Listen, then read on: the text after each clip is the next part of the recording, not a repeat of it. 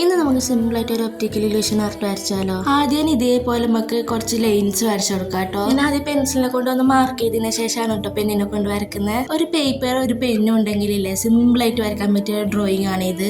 ഇതേപോലെ കോളം വരുന്ന രീതിക്ക് വേണം കേട്ടോ നമ്മൾ ലൈൻസ് വരച്ചു കൊടുക്കാൻ. അങ്ങനെ ആ ഒരു പേജ് ഫുള്ള് നമ്മൾ ലൈൻസ് വരച്ചു കഴിഞ്ഞാല് ഇതേപോലെ ഓരോ കോളം ഇടവിട്ടിട്ട് നമുക്ക് എതൾ വരച്ചു കൊടുക്കാം കേട്ടോ. എല്ലാ കോളത്തിലും വരച്ചു കൊടുക്കണ്ട, ഓരോ കോളം ഇടവിട്ടിട്ടാണ്. ഞാനിപ്പോ ഒരു കോളത്തിൽ മാത്രം എതൾ വരക്കുന്ന കാണിക്കുന്നില്ലൂ. അങ്ങനെ നമ്മൾ എതൾ കഴിഞ്ഞാല് ആ ഇതൾ വരച്ച കോളത്തിൽ ആ ബാക്കി വരുന്ന സ്ഥലത്ത് നമുക്ക് ഇതേപോലെ തന്നെ ബ്ലാക്ക് കളർ അടിച്ചു കൊടുക്കാം കേട്ടോ.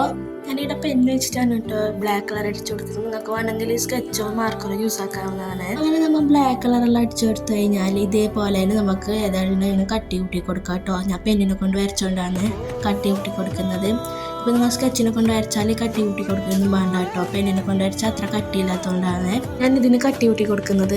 ഇനി നമ്മൾ ഏതെല്ലാം വരക്കാത്ത കോളത്തിൽ ഇതേപോലെ തന്നെ ലൈൻസ് വരച്ചു കൊടുക്കാം കേട്ടോ. അങ്ങനെ എല്ലാ കോളത്തിലും ഇതേപോലെ ലൈൻസ് വരച്ചു കൊടുക്കാവേ. ഈ വീഡിയോ കാണുന്ന എല്ലാവരും ലൈക്ക് സബ്സ്ക്രൈബും ചെയ്യണേ. ഈ ഒരു ഡ്രോയിങ് വരയ്ക്കാൻ വലിയ പണിയൊന്നുമില്ല കേട്ടോ. ആരെയും കൊണ്ട് സിമ്പിൾ ആയിട്ട് വരക്കാൻ പറ്റിയ ഡ്രോയിങ് ആണ് ഇത്. അപ്പൊ ഇതാണ് കേട്ടോ ഇതിന്റെ ഫൈനൽ ലുക്ക്.